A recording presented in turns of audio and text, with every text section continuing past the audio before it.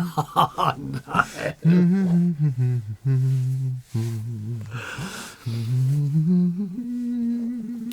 I refuse to sing along with that on moral and religious grounds. Hey guys, welcome to That Pedal Show. VCQ Dan here. Mick here. Hello. Happy Monday to Bez and all the other happy Mondays. Nice. Well, not sure where that came from. Anyway, it's Monday the 29th of April 2019. Yeah. Yeah, we didn't do one last week. No, we didn't, because we had a bunch of lovely gentlemen, rock stars in the house. We did indeed. Videos of which will be upcoming soon. Yes. However, cool. Matters are rising. 2 videos this week. One was my Strat vlog on Tuesday, and one very was video, yes, we'll talk a little bit about that. And but to business, Daniel. Oh, look at me not displaying That Pedal Show merchandise. Yeah, well, you know, terrible. Good. Yeah, I do like the flannel though. If you want, it's semi-Canadian. If you were in Australia walking around with that, you'd be called you'd be called a bevan or a bogan, depending on where you were. In a good way. Sometimes. Right. In Canada, it's official uniform, as Joey Lambert told me. It depends whether you wear the Ugg boots with it or not. I can't. It's been a while. If you want Dan's children to have food at Christmas, please go to the That Pedal Show store and buy a T-shirt or a set of strings or something like that. Yeah. I thought we'd get a ridiculous merch plug in early today, Dan. Like it. I like it. Okay.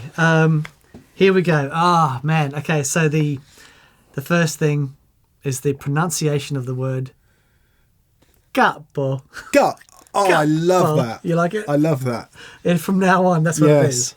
The original coder, Stephen Thomas, Nick Williamson, Mr. Two Hats, nice, and Juan Martin Rabati all pointed out that it comes from the Italian word, therefore it must be gutbo. Gutbo. Not capo. But it's okay, you know. As we discussed, there are many words from many languages that have been misappropriated into many, many other languages. My favourite of all, I keep saying it, is Los Angeles. Right, that place in America? And all those other places that have got Spanish names in America that no longer sound Spanish, etc. You know that gap's just going to become ridiculous, don't you?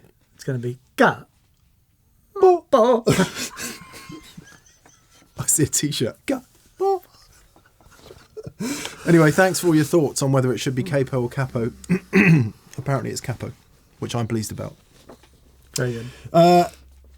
We had a lot of really nice comments on the fact that we'd included, and I'll say inverted commas, music in this week's show. To wit, Chris, thank you, Chris Kiritz, Andy Wheatley, Matthew Monks, Matt H, Franken Guitar, Zachary Femling, Tim Misfud, Tom Maycock, Dennis M Guitar, Aidan Endersby, basically all summed up Walter Bruder's sentiments, who said, "Bravo, men." That's what he said. Bravo, men. Hope you bring a band in and let people how the pedals and amps react differently in that situation. Seems like lots of people really enjoyed hearing pedals in context. Shocking. I know, imagine that music. Imagine. Well, there's a point we'll reflect on in a second, but so we had an idea. One, we are going to do more backing track stuff because it's easy. You can just assemble the tracks in Logic and jam over them.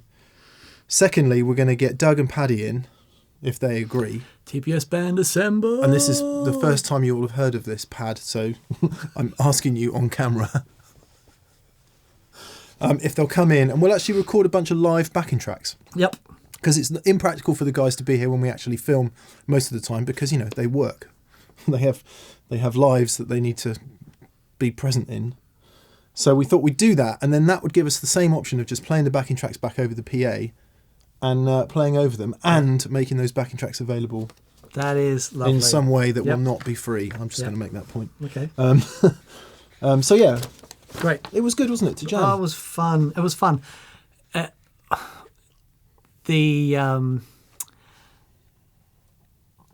What was nice is not having heard the backing tracks and not having any idea what we were going to do. Well, nothing was prepared, and we went, right, we talked about all the concepts, and we said, let's have a go. Great fun. And it worked, yeah. We sort of stumble our way through it, find a part, play it. In the great tradition of jamming. John Ballantyne says, and I thought this is a linked point. Right. He says, I love the fact that even though this is a gear-orientated show, the first thing you demonstrated and explained is the fact that when you play, what you play is by far the most important thing. Absolutely. Absolutely. Everything has to be based on that. I'd always thought that sort of goes without saying, but maybe we overlook that. Yeah. Yeah. Well, it's just a point we need to reiterate then. Yes, and there's a point that we'll come back to about that at the end of the video. All right. Steve Harvey, 2 questions. Hi, Steve. Can we have an episode on the potentially confusing differences between drive, gain, distortion, boost, overdrive, etc.? And 2, I love my TPS mug. Awesome. But it could do with being a little more capacious. Any chance of a man-sized 100-watt version? A bucketocino. Yeah. Okay, good. Love it. Okay. More bigger mugs. Yeah, we'll do that. Thanks for the much plug, Steve. Yeah, Steve, we have recently done recorded a show on identifying an overdrive pedal that works for you.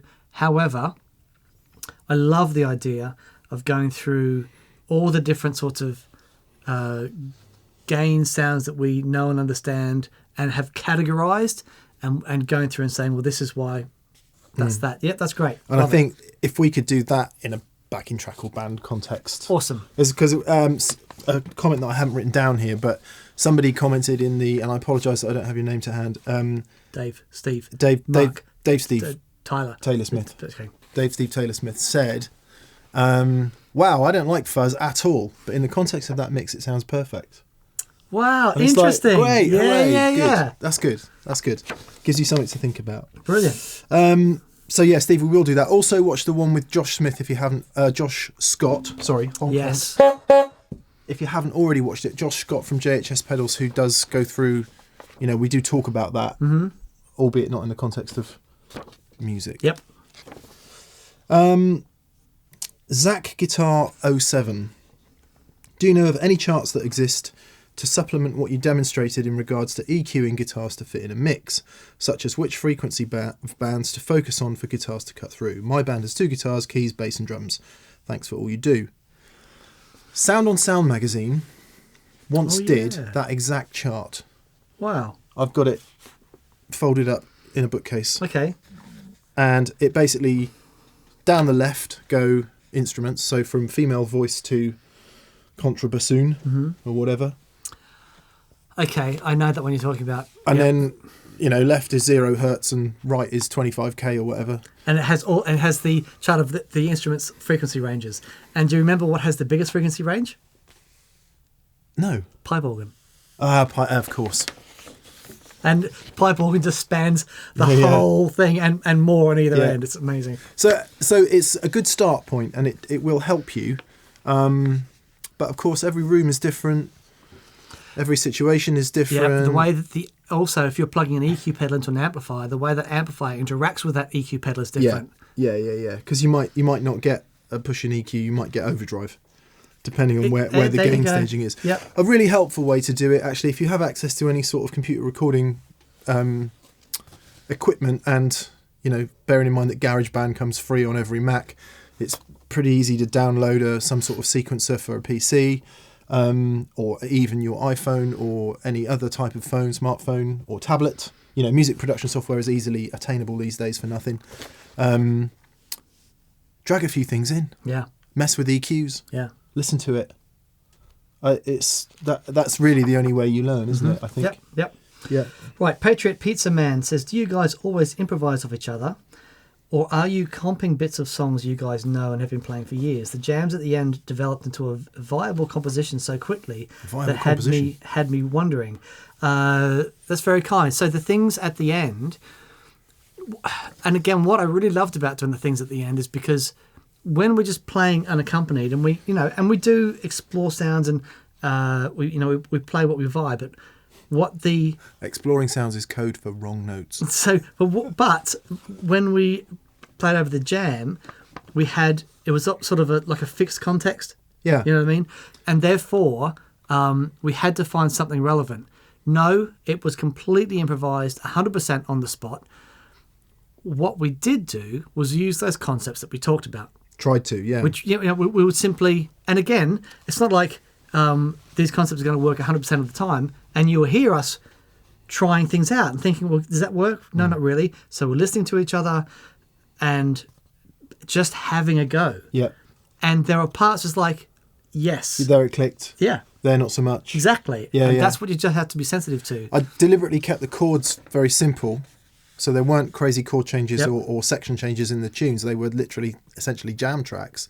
But what that enabled us to do is, if I was doing it a lot because my harmonic knowledge isn't as wide as Dan's. If I couldn't think of something to play there on the spot, I'd think, okay, what I'll do is play something super simple but tremolo on it.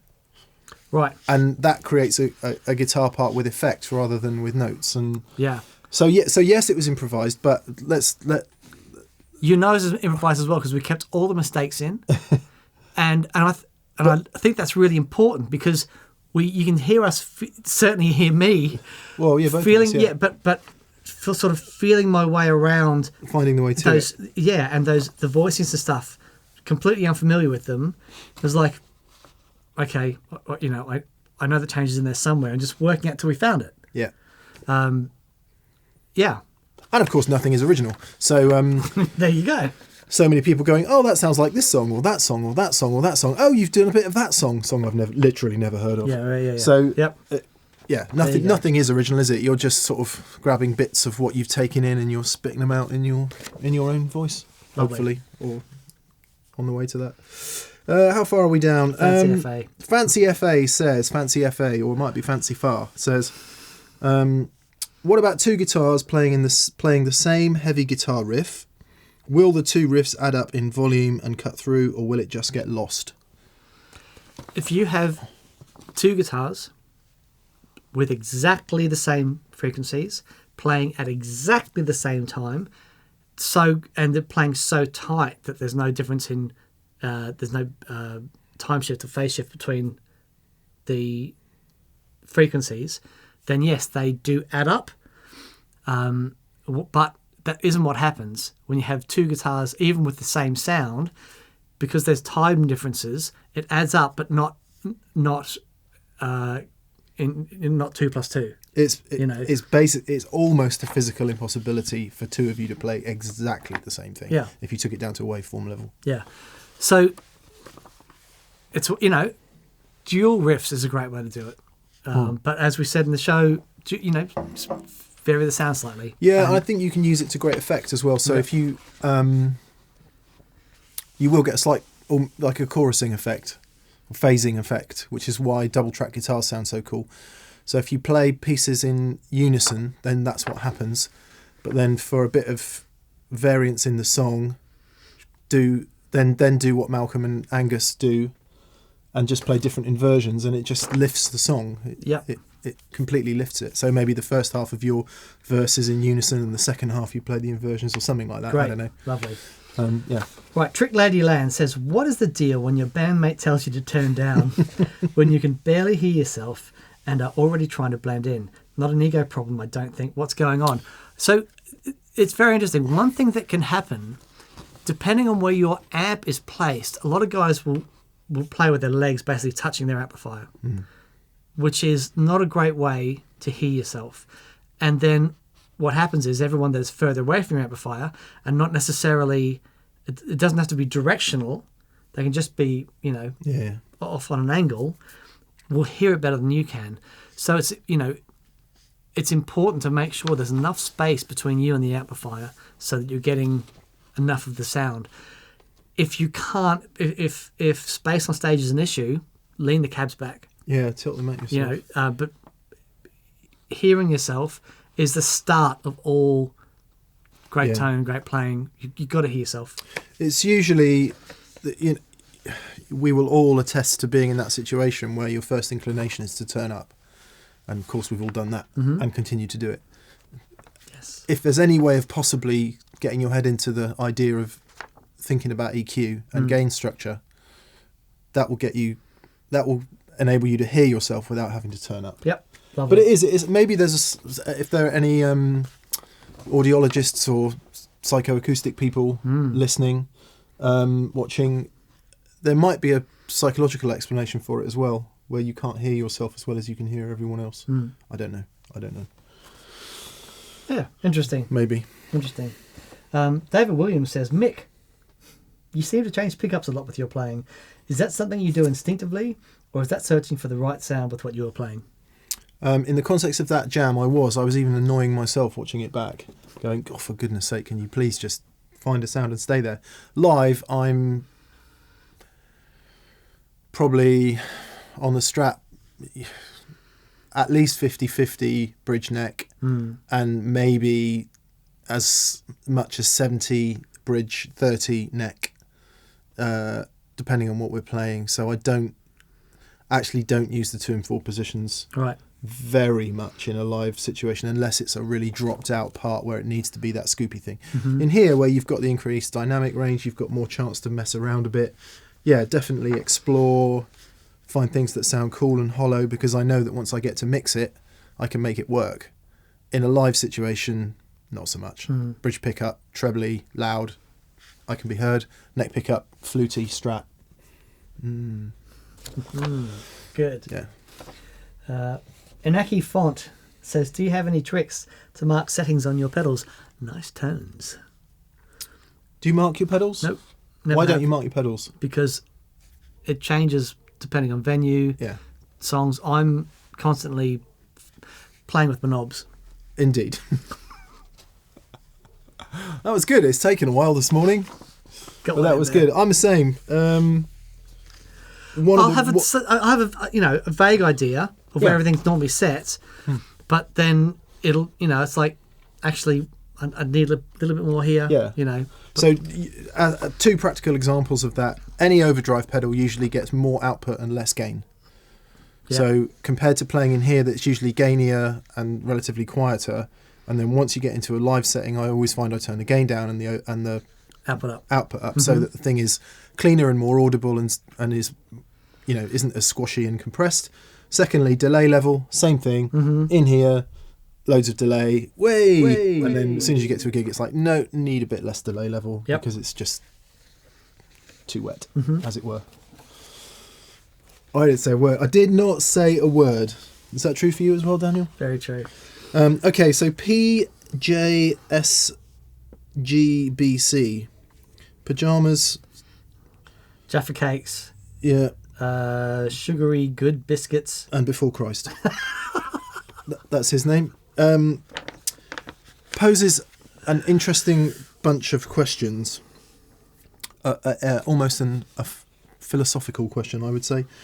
So, rock and roll guitar, as you quipped earlier in the episode, is pretty much fundamentally about itself, i.e., at least before any sort of maturity or musicianship come into play. He's saying that when you start playing rock guitar, you're primarily focused on this, and you don't really care about the band or the music or anything. It's potentially true, I think. I think we've all been through phases of that. Yeah, but when you were jumping on the bed with the tennis racket as a kid, it wasn't about the music. It was just about having fun. And well, for me, it was about trying to sound like Angus Young. Yeah, and it was all about the iconography of the guitar. It wasn't about playing a nice song. Absolutely, which is the same thing. Okay, all right, yeah, okay, yep. So, but more interestingly, are there things conversationally that can contribute constructively to working out more of an ensemble vibe or attitude? And then he goes on at length to describe about interpersonal relationships, so conversations, whether there's any tension or resentment in that relationship, and how that plays out when you're in an ensemble working together as a band. Ah, interesting. What a great question. Yeah. The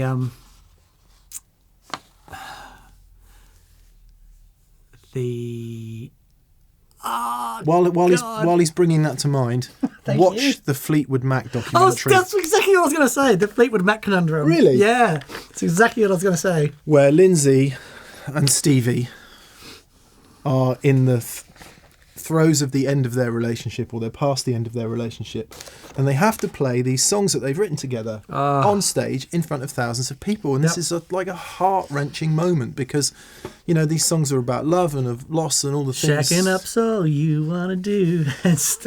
and I remember the part where Stevie's saying about that. She's going, "I'm on stage and I'm going to sing this line." Yeah. And so, what I would imagine, Stevie's not singing it. Stevie's not singing it, but she's there while it's being sung to her on stage. Yes, and she's going, "Yay!" Yeah.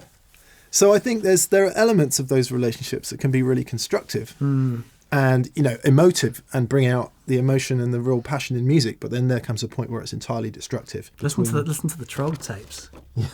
You heard those? Have you heard the one about the drummers? Where he's like, "No, mate, it goes da da da." Oh, that's the da, best. da. Yeah. What? I can't hear it. Da da da da da da.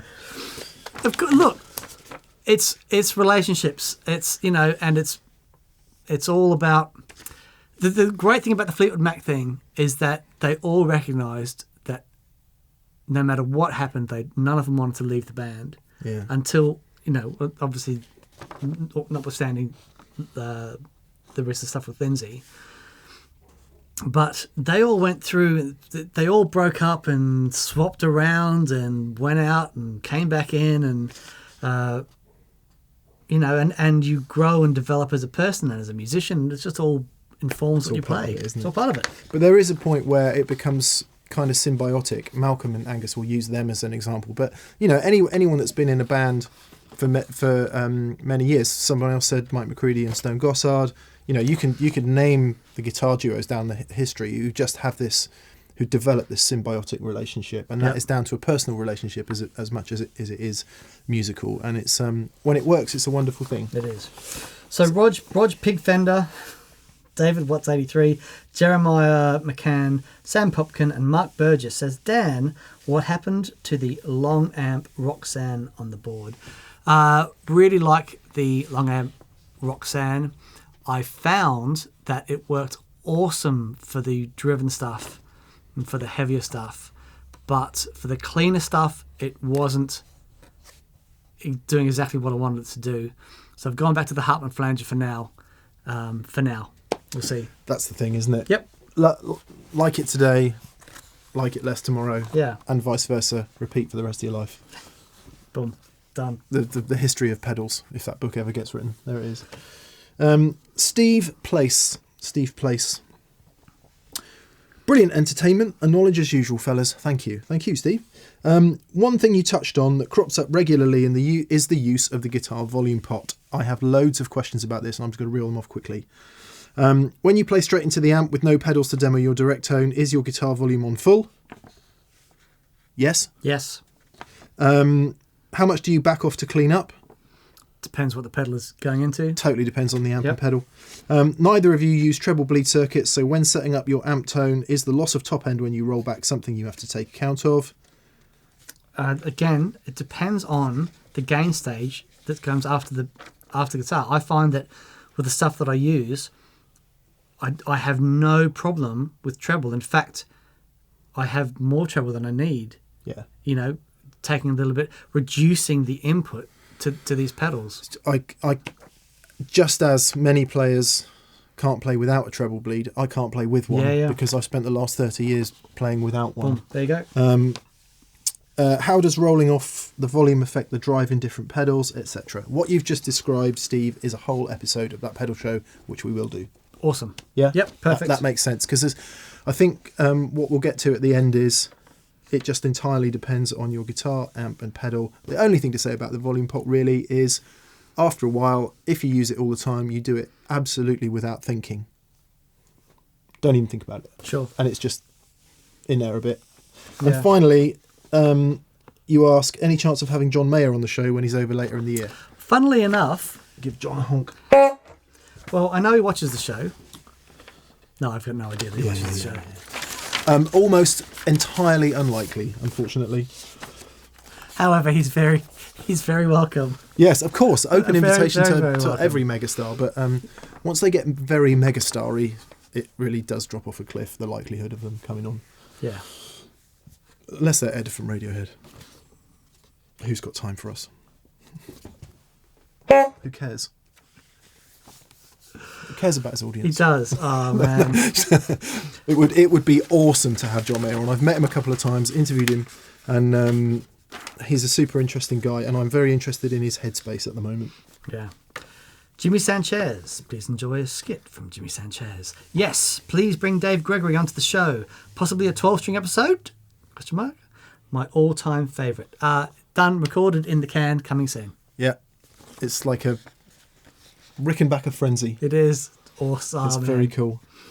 Edward W. Feary. I love this comment. Edward says, as he's watching that pedal show, me.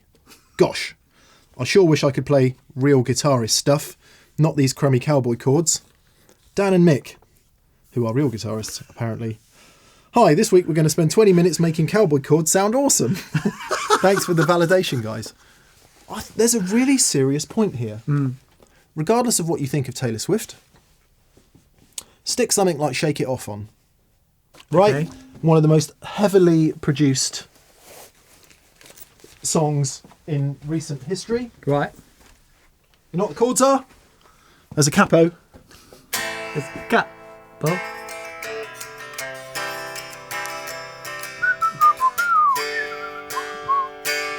I'm sorry, I can't play it in this key. No, it's good. So we don't get Shazammed. Oh, yeah. All cowboy chords. Literally the whole song is capoed sort of about here, probably. It's literally A minor, C and G all the way through, and lots of Taylor Swift songs are like that. Lots of great, all awesome, amazing music is just cowboy chords. Of course. And then it's inversions. Yep. Any thoughts on that, Dan? I remember when I was first learned some chords, thinking, and I'm listening to this music on the radio going, but what chords are they playing? And then I saw a clip of Bryan Adams live, and he played the same D chord that I went, okay, it's the same thing. Yeah. He's just approaching it differently or something, and I've got to find out what's going on there. Yeah. But yeah. And if it's a minor 7, a major 7, a minor or a major, like most of the chords that are used in or sus, all it is you're just not playing the whole chord. You're just playing the 3 notes in the middle. And if you work that out, that's jazz. Yep, baby. There you go. Okay, Craig Trask says, can you please do this with an acoustic and an electric guitar working together? Yeah.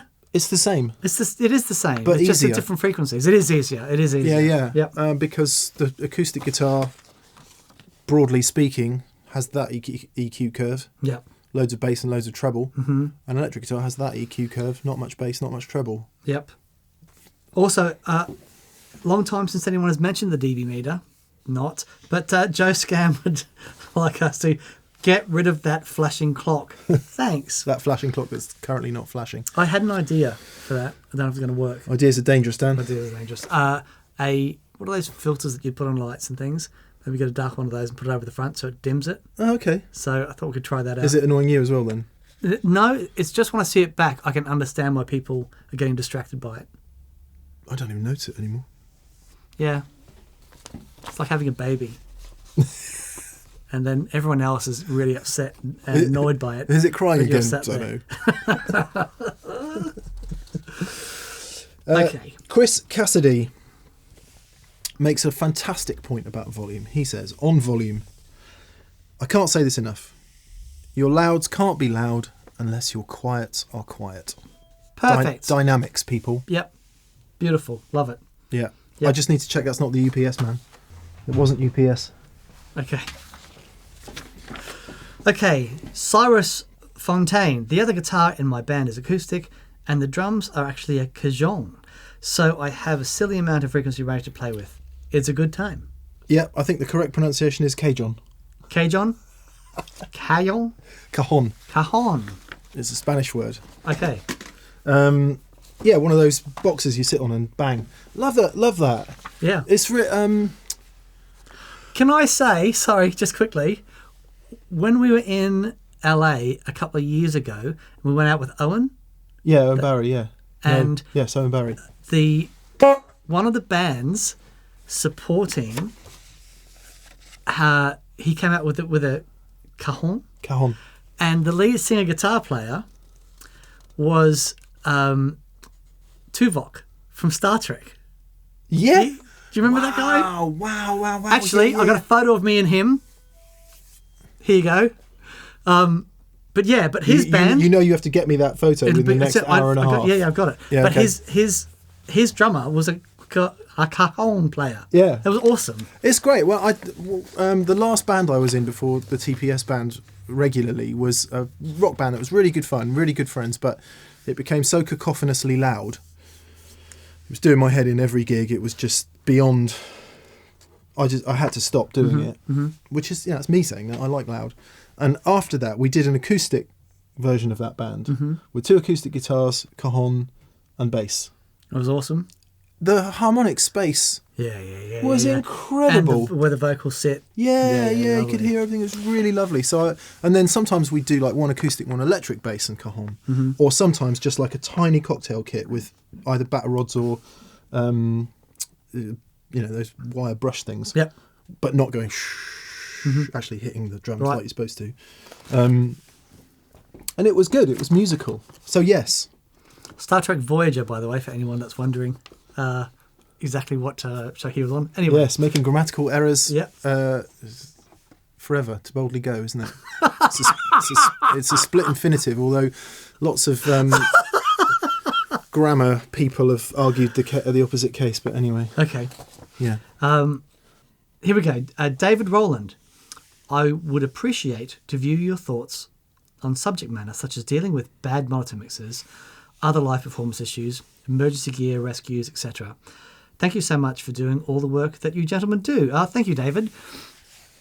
It's a really interesting thing, and it's a point that you brought up when Ed was here, and you said you're being rehearsal and you're doing all this stuff, but surely when you get out live and you've got all the audience and everything changes.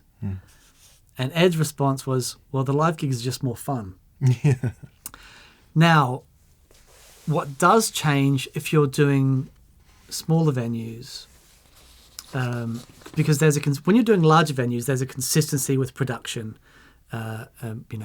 with your front of house guy and your monitor mixers and things. Yeah. But when you're doing the smaller things, I find it's about, just as you get to know your gear, your tone and your guitars and amps and things, it's about getting to know, if you're doing your own mixes, it's about getting to know that gear. Yeah. And getting to know what situation that works in as well. I haven't cracked it. I mean, I think the next comment is about sound engineers. So the two things are definitely related. Yeah. So let's discuss it all in once. David Disharoon says, I love the tangent on sound engineers at gigs. It's so relatable. What about having a front of house person come on to discuss their perspective and how guitarists can work with them? Related to the last question, I think, sound engineers aren't all created the same. I've been in situations very recently on subsequent evenings where on the first evening the sound engineer was very guitarist savvy and friendly, and the band mix was awesome. And I don't just say that from a guitar perspective, I say it from a band perspective. And the second night, the sound engineer had problems with neighbours and other things that they had to deal with. Wow. And was definitely not guitarist friendly. And the only damn thing I could hear throughout the whole gig was the kick drum. It's like, you're a drummer, aren't you? Is how this works. Right, okay. Literally no understanding of a traditional guitar player. What is that about? Which is, I appreciate I'm being critical there, but it is by way of saying that just the same as not all musicians are created equal, neither are, sound people. And let's be fair, dealing with a really loud guitar amp is quite an acquired skill. And also trusting that player, if they are that kind of player, to regulate their own volume. Yeah. Which there is something about, I was at a big day out years ago, and what was that band? So if you're lonely, I'm here waiting for you. Oh yeah, them. Ash. No. Killers? No. Jake's here, by the way. Jake from Franz Ferdinand. Jake from the Gig Rigs here. and they were, the live show was awesome, and they sounded really good. But man, the kick drum, it was so loud. I'm thinking, and it's something I do see a lot with modern mixes, and I don't know if it's just about trying to get people doing this. Well, I mean, even at our gigs, we turn up and you and Dougie are like, let's mic the kick. I'm like, why? I only say that just so because it's just a 26-inch bass drum. But just for a little bit of spread, not so it's thumping out the front. Yeah, I do like to give it not 1K. Exactly. Yeah. Anyway, what do I know? Okay. Well, me too. Neither of us are sound engineers, so all our comments are entirely not from a place of endless experience. Sure. Okay, Rick Mason, Doug Floyd, and many others pointed out the blimmin' obvious. Every guitarist sound checks with her guitar on 9. Surely, I always do. Guitar on 9? Is that what you're saying? Or yeah, well, just you turn down a bit when the sound person says, "Can I have your loudest sound, please?" And you go, "Yes, here it is." Okay. Dan still does that when we're line checking in here. I'm like, give us a thwack, Dan. Yeah, and of course, sound engineers up and down the land are prepared for this. Sometimes they might not be brilliant, but they're not stupid either. Okay, Tuesday's show. Yes. I did a vlog on changing some Strat saddles on my guitar, which turned into a vlog not about Strat saddles. It was quite a departure from our usual topics. And it was fascinating, and I personally think one of the most important shows that we've put out. Yeah, it's funny. Awesome. And I haven't written any specific comments down because there's quite a lot of personal comments from people who... so we talked a bit about depression. We talked a bit about sort of crisis of confidence in musicality and all those things that we all go through, which is sort of the yang to the artistic yin, right? So that's the way I've come to see it. It's the price. It's the price of creativity, is the introspection and all that other crap that goes along with being a musician. And so many people got in touch to say, oh my God, what an amazing video. I've really related to this. It's really helped me. Thank you. And I was quite overwhelmed actually with the comments, because I thought I was going to get a kick in from loads of people going, Frank Zappa, just shut up and play guitar. Right. Which is also a fair response, to be fair. But to everyone who commented, to everyone who watched and, felt a kindred spirit or felt that it was useful in some way, awesome. Yeah. It was a big deal. Yeah. No, it was... for anyone that hasn't watched the show, just go and watch it. I'm not going to say anything about it. Just go and watch it. Yeah, and it didn't, the bizarre thing is it didn't intend to be that. It just, and after I'd finished filming it, I was like, I'll edit all that out because it's not relevant. And I listened to it back and I thought, well, actually, it flows and it is bizarrely relevant to the saddle change thing. Yeah, but honesty and... What I really loved was the disparity in the comments. Like some people wrote an essay on their mental health and how they've gone through a load of trouble, and it was great. And I promise you, I read every single one and engaged with every single one. And then you get one was like, yeah, the Callahan saddles sound much better. It's like, hang on. Oh yes, that's right. It was about saddles. Yeah, which is great. And that in itself was interesting in the that snapshot of that sounds much better. You should stick with that rather than there's going to be another month or two of playing just to see in different situations. And I like the guy that said you should mix and match them. Yeah. Obviously, OCD-wise, I just couldn't. No, of course. There's no way I could do that. But tonally, I think it would be a good idea. Cool. Okay. And finally, Michael Everloy. Yes. Says Dan's got the patience of a saint. ... Mick. Dan's got the patience of a saint, Mick. Okay, I see. So he's saying I'm annoying. Thank you. What? I don't know. Hang on. The reality is, if there's one person in this mix that causes annoyance, it's not him. Okay? We're going to do a behind the scenes show again soon, and everyone's going to be shouting at the screen, Mick how do you put up with that guy? I'm convinced of it. Yeah, no. I quite like it. I like that stuff. I do seem to annoy a few people, which is good. Great. At least we're having an impact, Dan. We are. And Romy Kuchiv says, sorry, but your tips is all about having top gear and zero creativity. Dad rock band for sure. There you go.